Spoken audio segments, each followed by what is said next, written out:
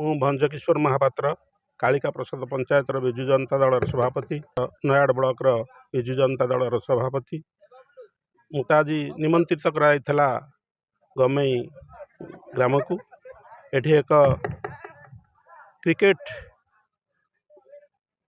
Match କରାଯାଉଛି। ଏହି ମ୍ୟାଚ୍ରେ ଆମର ମୁଖ୍ୟ ଅତିଥି ଭାବରେ ନୟାଗଡ଼ ବିଧାୟକ ଡକ୍ଟର ଅରୁଣ କୁମାର ସାହୁ ମହୋଦୟ ଏବଂ ଇରାନୀ ଅପା, 15 ନମ୍ବର ଜୋନର ଜିଲ୍ଲା ପରିଷଦ ସଭ୍ୟ ସରୋଜ ରଣସିଂ ମହୋଦୟ ଆସିଥିଲେ, ସରପଞ୍ଚ ସମିଶେବ ଆସିଥିଲେ। ତତ୍ସଙ୍ଗେ ମୋତେ ମଧ୍ୟ ଏଠିକି ନିମନ୍ତ୍ରିତ କରାଯାଇଥିଲା। ମୁଁ ଏହି ଉତ୍ସବରେ ଆସି କ୍ରୀଡ଼ାପ୍ରେମୀମାନଙ୍କୁ ଉତ୍ସାହିତ କଲି ଏବଂ ପ୍ରାଇଜ୍ ବଣ୍ଟନ କରିବାର ନିର୍ଦ୍ଦେଶ ମୋ ପାଖରେ ଅଛି। ତେଣୁ ବହୁତ ଖୁସି। ମୋ ପଞ୍ଚାୟତରେ ପ୍ରତିବର୍ଷ ଏଠି କ୍ରିକେଟ ମ୍ୟାଚ୍ ଚାଲିଛି।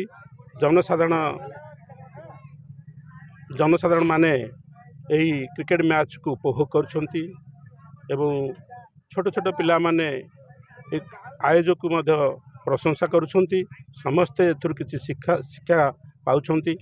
ସୁନ୍ଦର ପରିବେଶ ସେଠି ସୃଷ୍ଟି କରାଯାଇଛି ଏବଂ ଜନସାଧାରଣଙ୍କ ଉଦ୍ୟମରେ, ଗ୍ରାମର ଉଦ୍ୟମରେ ଏହି କ୍ରିକେଟ ଆୟୋଜନ କରାଯାଇଥିଲା ଏବଂ ଖେଳ ଯୋଗୁଁ ସମ୍ପର୍କ ଦୃଢ଼ୀଭୂତ ହୁଏ, ଜଣେ ଅନ୍ୟ ଜଣକୁ ଚିହ୍ନିବାର ସୁଯୋଗ ପାଏ ଏବଂ ଭାଇଚାରା ସୃଷ୍ଟି ହୁଏ। ନମସ୍କାର ଆଜ୍ଞା, ମୁଁ ହେଉଛି ଜନ୍ମେଜୟ ସ୍ୱାଇଁ। ମୋତେ ଗାଁରେ ସମସ୍ତେ ଡାକନ୍ତି କାଳୁ ବୋଲି। ଯାହା ହଉ ବହୁତ ଖୁସି ଲାଗୁଛି। ମୁଁ ଏଇ ଗମେଇ ଗାଁରେ ଜନ୍ମ ହୋଇଛି।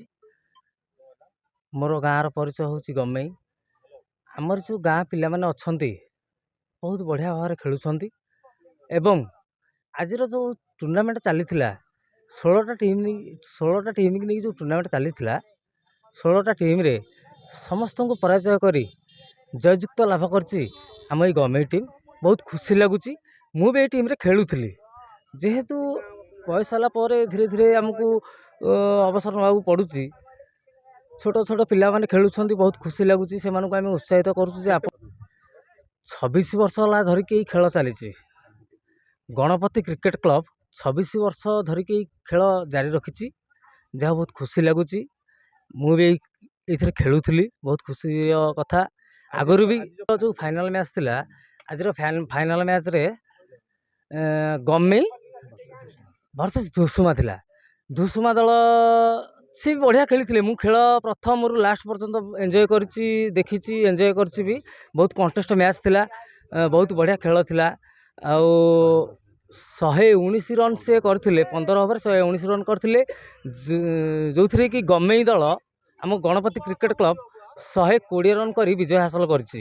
ବହୁତ ଖୁସି ଲାଗିଲା। 13 ଓଭର 120 ରନ୍ କରି ବିଜୟ ହାସଲ କରିଛି। ବହୁତ ଖୁସି ଲାଗିଲା। ଆଉ ଆମର ଯେଉଁ ମିଡ଼ିଆ ଭାଇମାନେ ଆସିଥିଲେ, ବହୁତ ଏଇଟା ବି ଖୁସି ଲାଗିଲା। ଆମର ଏଇଟା ଗୋଟେ ଖେଳ, ମାନେ 26 ବର୍ଷ ଧରି ଖେଳ ଚାଲିଛି। ଏଇ ବର୍ଷ ନୁହଁ, ସବୁ ବର୍ଷ ବି ଆମର ହାଇଲାଇଟ୍ ଉପରେ ଖେଳ ହେଉଛି। ଏଇଟା ବି ଖୁସି ଲାଗୁଛି। ଆଉ ସମସ୍ତଙ୍କ ପାଇଁ ଭୋଜନ ଆୟୋଜନ ବି ହେଇଛି। ସମସ୍ତଙ୍କ ଖେଳର ବି ଚିୟର ସଜାଲ ବି ଆସିଥିଲେ। ସବୁର ଉପଲବ୍ଧି ଏଇଠି ଅଛି। ଆଉ ବହୁତ ଏନ୍ଜୟ ବି କରିଛନ୍ତି ଲୋକମାନେ। ନିହାତି ଆମ ପଞ୍ଚାୟତରେ, ଯେହେତୁ ଆମ ପଞ୍ଚାୟତରେ ଏଇଟା ଗମେଇ ଗ୍ରାମ, 9 ଖଣ୍ଡ ଗ୍ରାମକୁ ନେଇକି ଆମର ଏଇ କାଳିକା ପ୍ରସାଦ ପଞ୍ଚାୟତ, 9 ଖଣ୍ଡ ଗ୍ରାମକୁ ନେଇକି କାଳିକା ପ୍ରସାଦ ପଞ୍ଚାୟତ। ଆମ ଏଇ ପଞ୍ଚାୟତ ଭିତରେ ସର୍ବଶ୍ରେଷ୍ଠ, ସର୍ବବୃହତ ଟୁର୍ଣ୍ଣାମେଣ୍ଟ, କ୍ରିକେଟ ଟୁର୍ଣ୍ଣାମେଣ୍ଟ ହେଉଛି ଆମ ଗମେଇରେ। ଏଇଠିକି ବି ଅତିଥି ଭାବରେ ଆସିଥିଲେ ଆମର ଜିଲ୍ଲା ପରିଷଦ ସରୋଜ ରଣସିଂ, ବିଧାୟକ ଆମର ଡକ୍ଟର ଅରୁଣ କୁମାର ସାହୁ ମହୋଦୟ, ଆମର ଯେଉଁ ଅଛନ୍ତି ମହାପାତ୍ର ବିଜେଡି, ଆମର ଆସିଥିଲେ। ମୋ ନିଜ ପଞ୍ଚାୟତର, ନିଜ ଗ୍ରାମର କହିଲା ଭଳିଆ କହିଲେ ଚଳେ, ଅତ୍ୟୁକ୍ତି ହେବନି। ଭଞ୍ଜକିଶୋର ମହାପାତ୍ର, ଯିଏକି ଖେଳରେ ବି ସେ ପିଟି ସାର୍ ଥିଲେ, ଯିଏକି ଖେଳରେ ବି ବହୁତ ମାହିର। ଆଗକୁ ବର୍ତ୍ତମାନ ଆମ ଜିଲ୍ଲା ସ୍ତରୀୟ ହିସାବରେ ବହୁତ ପିଲାଙ୍କୁ ବି ଆଗକୁ ନେଇଛନ୍ତି। ଭଞ୍ଜକିଶୋର ମହାପାତ୍ର, ଯିଏକି ଆମ ବ୍ଲକର ବିଜୁ ଜନତା ଦଳର ସଭାପତି, ଆମ ନୟାଗଡ଼ ବ୍ଲକର, ସିଏ ବି ଆମ ପାଖରେ ଉପସ୍ଥିତ ଥିଲେ। ଦର୍ଶକ ଆଜି ପ୍ରବଳ ଥିଲେ, କ'ଣ କହିବେ? ନିହାତି ଭାବରେ ଦର୍ଶକ, ମୁଁ ଦେଖିବାରେ ଦର୍ଶକ ଆଜି 5000 ଊର୍ଦ୍ଧ୍ୱ ଥିଲେ। ସମସ୍ତଙ୍କ ପାଇଁ ଖାଇବା ବ୍ୟବସ୍ଥା ବି ହେଇଛି। ଆମ ଗମେଇ ଦଳ ଯେହେତୁ ବିଜୟ ଲାଭ କରିଛି, ସମସ୍ତେ ଏମିତିରେ ବି ସବୁବେଳେ ଆମେ କରୁ, ମାନେ ସବୁବେଳେ ଆଜି ବୋଲି ନୁହଁ, ସବୁବେଳେ କରୁ, ଖାଇବା ପାଇଁ ବ୍ୟବସ୍ଥା ସବୁ ହୁଏ। ଯେଉଁ ଅର୍ଗାନାଇଜର ଟିମ୍ ଅଛନ୍ତି ଆମର, ଯେଉଁ ନିଜେ ଆମେ ଖେଳଟାକୁ ବର୍ତ୍ତମାନ 5 ଜଣଙ୍କ ଆଗରେ ପରିଦର୍ଶନ କରିପାରୁଛୁ, ମାନେ ସେମାନଙ୍କୁ ମୁଁ ଧନ୍ୟବାଦ ଦେବି, ଏତେ ସୁଚାରୁ ରୂପେ ଖେଳଟାକୁ ପରିଚାଳନା କରିଥିବାରୁ।